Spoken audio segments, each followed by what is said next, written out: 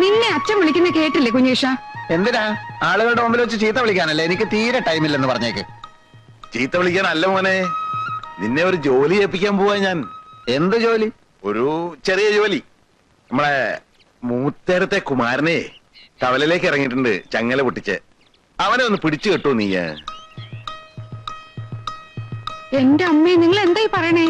എളുപ്പത്തിൽ നടക്കുന്ന കാര്യമാണോ അത്? അല്ല, ഇവനല്ലേ എപ്പോഴും പരാതി പറയാൻ ഒരു അവസരവും കൊടുക്കണില്ലാന്ന്. ഇതാ അവസരം വന്നിരിക്കണു. ഏറ്റെടുത്ത് നീ കേട്ടെ. അല്ല, ഇതിപ്പോ ഈ കുമാരന്റെ പ്രശ്നത്തിൽ. കുമാരനൊരു പ്രശ്നവുമല്ല, ഏൽപ്പിച്ച പണി ചെയ്യാൻ ധൈര്യം ഉണ്ടോ നിനക്ക്? ധൈര്യക്കേടല്ല, ഇപ്പൊ ഈ കുമാരന്റെ ഭ്രാന്ത് എന്ന് പറയുമ്പോൾ ഈ ഉന്മാദത്തിന്റെ ഈ പിത്തക്കൂറുള്ള പേടിയുണ്ടെന്ന് നീ അത് പറയടാ. വെറുതെ ഞഞ്ഞാന്ന് വർത്താനം പറയാതെ. ഒന്നും അറിയാത്ത ഈ ചെക്കനെ കൊണ്ട് കൊലക്ക് കൊടുക്കാൻ നിങ്ങൾ. ഒന്നും അറിയാത്ത ചെക്കനോ? അമ്മയും തുടങ്ങിയോ അച്ഛനെ പോലെ ഈ മാതിരി പ്രയോഗങ്ങള്?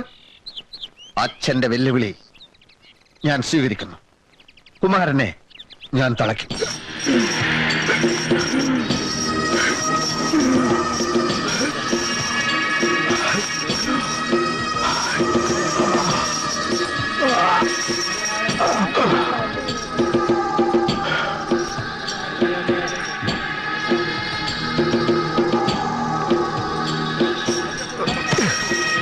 പാവങ്ങൾക്ക് കൊടുക്കാതെ പഴമ്പിക്കാൻ നടക്കണം.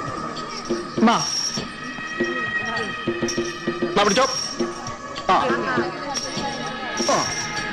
ഇറക്കാം. ഇവിടെ കിട്ടില്ലേ? ഇവിടെ എന്നാ പോയിക്കോളാം അതിന്റെ മക്കളെ.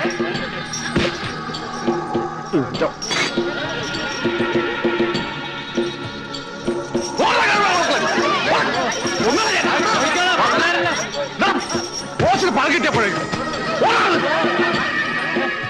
പിന്നൊക്കെ ഞാൻ എന്താടാ